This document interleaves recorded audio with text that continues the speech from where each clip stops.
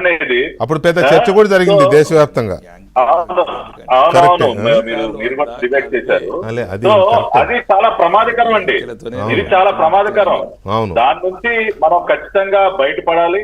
అదే విధంగా నేను ఒకటే చెప్తా ఉన్నా వీకే గారు, ఇవాళ మా పార్టీ పరంగా మీరు నన్ను సూటిగా ఏదైతే అడిగారో, విచ్చలవిడిగా అప్పులు చేసి పంచటం అనేది మా విధానం కాదు. ఆ రకంగా చేస్తే రాష్ట్రం దివాళా తీయటం ఖాయం. పూర్తిగా ప్రజలందరినీ కూడా మనం ఒక రకంగా వాళ్ళని సోమరపోతులు చేయటం అనాలా, ఇంకోటి చేయటం అనాలా, వాళ్ళ ఫ్యూచర్ ని మనమే నాశనం చేసిన వాళ్ళు అవుతాం.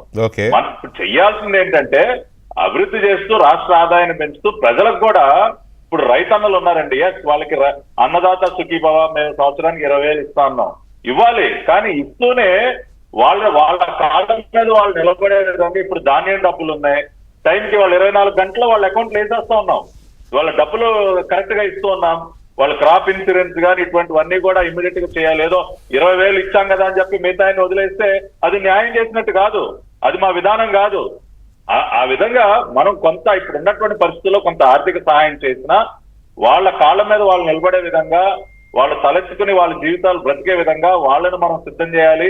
అదేవిధంగా రాష్ట్రాలు కూడా, ఇవాళ అనేక రాష్ట్రాలు దివాళా అంచున్నాయంటే ఈ పద్ధతి మారాలి. రెండోది ఎన్నికల వ్యయం అండి. నిజంగా కూడా నేను దాదాపుగా 1996 పార్లమెంట్ ఎలక్షన్ సరే ఇప్పుడు ఇప్పుడు సార్ ఇవాళ ఇప్పుడు చాలా మంది, ఇప్పుడు ఒక ఎంఎస్ రాజు ఉన్నాడు సార్, మా మడకతీరు ఎమ్మెల్యే, ఏమున్నాయి ఆయన దగ్గర డబ్బులు ఉన్నాయా? రిజర్వ్డ్ కాబట్టి ఆయనకి మీ సీట్ అది రిజర్వ్ నియోజకవర్గం కాబట్టి తప్పదు, ఏదో ఒకటి చేయాలి. కానీ నాన్ రిజర్వ్డ్ మరి సార్ ఇప్పుడు నాకు సీట్ రాకపోవడం మీరే కాదండి, చాలా మంది డబ్బులు లేక బలైపోయారులేండి. ఎందుకులే పేర్లు ఎందుకులే.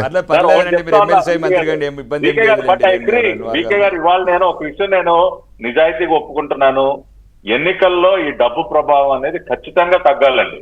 ఇప్పుడు 96 పార్లమెంట్ ఎలక్షన్ నుంచి నేను చూస్తా ఉన్నా, గతంలో అసలు ఒక ఎంపీ ఎలక్షనే ₹1,00,00,000 దాటకుండా అయిపోయినటువంటి పరిస్థితి ఉండేదండి.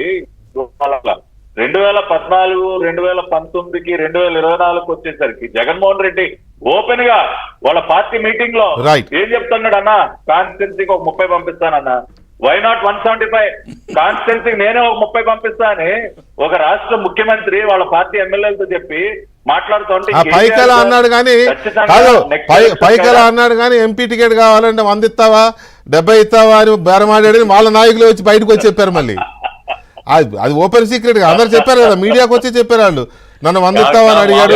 ఎంపీ టికెట్ అవుట్ గోయింగ్ లేదు జగన్మోహన్ రెడ్డి బ్యాంక్ లో, ఇన్కమింగ్ అవుట్ గోయింగ్ ఉండదు అక్కడ, అక్కడ క్రెడిట్